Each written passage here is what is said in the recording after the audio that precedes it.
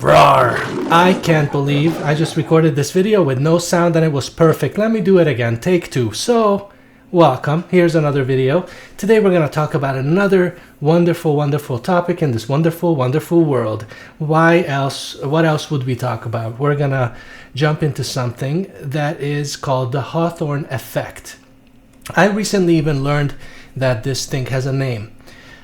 But I've been feeling it for the past 16 years. Wait, it's 2026? Yeah, 16 years. Me specifically. Let me switch to another view here and take a look at what Wikipedia says. But before that, I'm going to start with a little bit of a story of how it started for me. Back in 2010, I had a girlfriend at the time that I had. Her and I switched phones. I used to have a BlackBerry at the time, and I didn't like it at all. She would rather use that for her work, and at that time she had an iPhone 4, so she gave that to me. Well, for use, right? And that was the time I started getting into, like, I was already on Facebook from MySpace, right? And I started realizing how much data capture is happening, and how much data capture is happening on iPhones as well as Facebook, right? So I start thinking about this and having this feeling of, I just hate having my phone. I just hate having my phone around me. I hate the feeling that it's always listening to me, right? And you can go ahead and start debunking, or the big tech companies always say, no, everything is super private about you.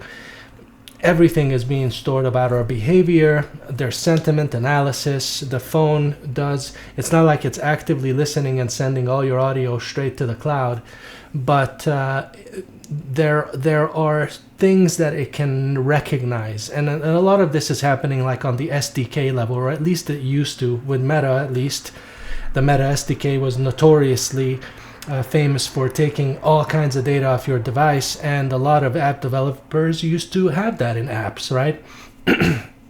So when I started learning about this, I started developing this feeling of, I know I'm being listened to, and it really wasn't comfortable. I never was comfortable with it my whole life, or ever since that 2010 era, you know.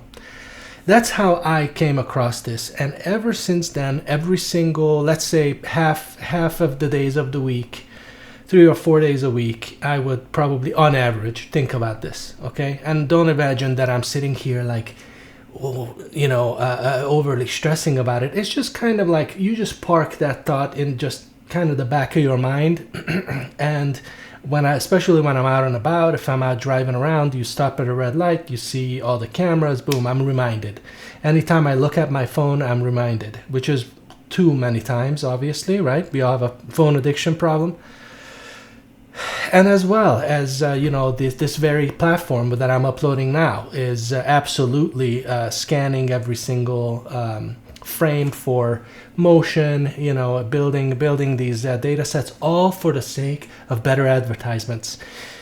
Ladies and gentlemen, I have to say, I have not looked at an actual advertisement. I realize there's probably one on my screen right now, right? But I haven't been around ads for probably a decade now. I'm not just like not looking at ads on websites. I'm not looking at ads on YouTube. I'm not looking at ads on TV because I don't watch any TV. So I avoid anything that has ads in it. That's why I'm so stupid about even what products are out anymore. I don't know, and frankly, I don't care because I can't afford any of them now. I digress. What really this study is about, and the Hawthorne effect has its own critics, right? And you can put your criticism in the comments down below. And I really don't care about this actual study here, okay? I just found this name and I'm applying it to my feeling because it's nice to have a name of a feeling, Otherwise you would just call yourself always paranoid, right? And it's not paranoia, guys. It's a knowledge. It's a little bit of knowledge about how the tech works. And just complete, you can also compare the U.S. to the rest of, at least to Europe, as far as, any semblance of a privacy act. There's nothing here. We tried to protect some kids, but otherwise there's no protection on your data privacy. If you use any service, there's going to be a million line EULA that you sign, a privacy policy that you never read, that you sign, that states exactly what happens and what they do and what they collect and how they share it and everything else, right? So it's very clear that this is going on, and we're all basically so used to it that it's not even an issue anymore. If you have the stance that you should just be tracked and you should have no privacy because then you must have something to hide, that I think you're probably on I mean, they're definitely on the wrong side, in my opinion, but you're also just careless, ignorant, and probably not haven't researched this thing enough. It's not about what you're trying to hide. I'm a very normal dude. I don't have anything to hide. There's not even like a weird, even in my very personal things, I think I'm just very normal all across the board. And I don't have anything to hide. I just don't want anything to be shared. I just don't have anything to share. I like to be private. I like to kind of just, and it gives me a good state of mind. It makes me, when I'm sitting in a room that has either nothing online, nothing with cameras or microphones, that's when I'm the happiest. And I could also, when I go outside, if we go on a hike and we leave the phone in the car, that's the happiest place. Like, for example, the beach, because I don't usually take my phone to the beach. If I ever go to the beach, I feel like I'm a little bit less under the microscope. There's also a lot of surveillance just happening, period, when you're outside, and there's a certain expectation that you will be surveilled outside. So I'd like to bring your attention to a website called ALPR.watch. I'm sorry if I'm like blinding you with this white. I wish they had a dark mode here.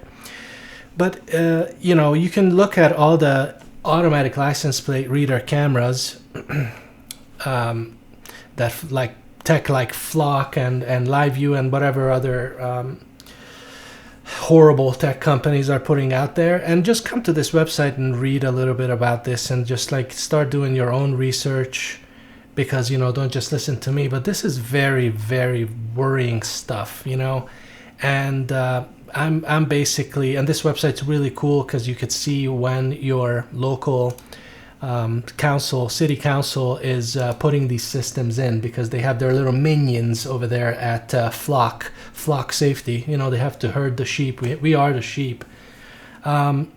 This is all connected, right? And if you have this kind of feeling, you've had the Hawthorne effect or a version of it,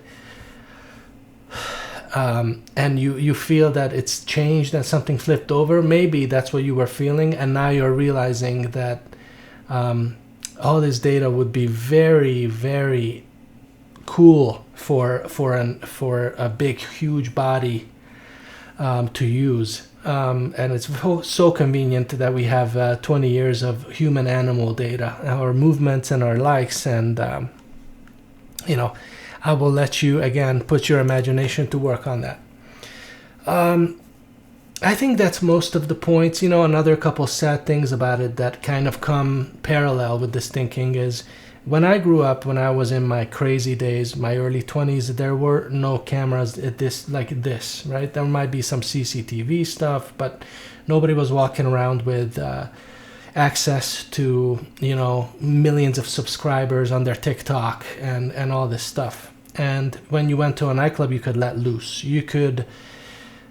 There was always a chance that let's say, someone with a actual photo camera would take a picture of you and that would go somewhere. But for the most part, you could be yourself and kind of let it out and get crazy on the dance floor, and let loose. And now you can't do that. And just think about, and I think there are studies that show that people they don't have that release anymore, at least in social environments. They might just have a release when they're at home, or something like that, But this is kind of another aspect of always being watched. And I don't know if you've ever had, the study is actually talking about Well, first, let's just read the first thing. Is the Hawthorne effect is a type of behavioral reactivity in which individuals modify an aspect of their behavior in response to their awareness of being observed. The effect was discovered in the context of research conducted at the Hawthorne Western Electric Plant. However, some scholars think the descriptions are fictitious. But let me ask you, if you've ever worked at a job and let's say it's like your first week and you're like there on the line just working and your boss walks in, what does that make you feel? Or just any supervisor, or just basically anything you're doing. If someone's watching you, that kind of changes things, no? Maybe depending on who's watching, but there's definitely an argument to be made that there is a difference between doing something in private completely and then doing it again with being watched. Maybe you would pay more attention to your performance, maybe your speed, maybe your posture, maybe something else. But if someone else is in the room with you, odds are things will be different than if you were alone. So I could also see that how an electric plant in the 1920s would be, how would I say, incentivized to make sure that the studies get some criticisms, because, you know, they don't want some study out there saying that their workers are being watched and that's affecting them, you know. So I could see why there's criticisms, and it doesn't really even matter.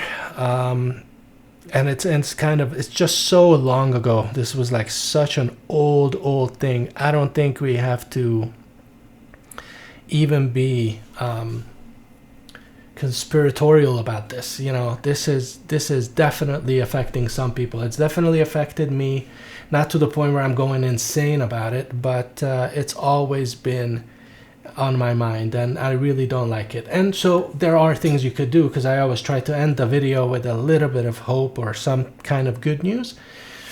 I've done this, and I've mentioned this in the other video, and I'll make more videos about this, but get off the bigger tech platforms and use open source alternatives. There's great ones out there. They're better and better every year. These can be audited. Check what the code is doing. That would be amazing if the whole world worked like this. Like, it would be so cool if I knew what this thing did, you know? It would be so cool to see the code that's ticking on this thing right now, you know? Just everything about it. With the LLMs now, we could just put it in an LLM and analyze this code and tell me all the major functions, and make a little note to explain what every little function does, and you can yourself check out what the code that is running on these systems. Well, we can't. You know, it's illegal. You can't do that. Why would I want to know what code is running on this device that has cameras and microphones? Really, the solutions I found is get off the biggest tech platforms. Get off Microsoft, get off Adobe, get off Google if you can. That's probably the hardest one, honestly. Google is like the sleeping giant that's basically seeped itself into every aspect of they're gonna be here forever. You know, if you walked into a classroom right now and you see how many Chromebooks there are, oh yeah, there are people growing up that don't even know what a PC is or Microsoft Windows, right? They're just in the Google ecosystem. And anyway, let's not get too crazy about the theories here, but that's the Hawthorne effect. Do you have it? Do you feel it? Have you thought about being watched? Has it bothered you? Do you not care because, you know, you're such a model citizen that you would like to completely be recorded and maybe even displayed on the on digital billboards, all your data for everybody driving by, and all your messages to all your loved ones. If these are the arguments, I would love to see it. I want to see all talking points. And also, if you hate this, please talk your shit down there. All right? Now, I'll see you in the next one. I managed to make this short enough.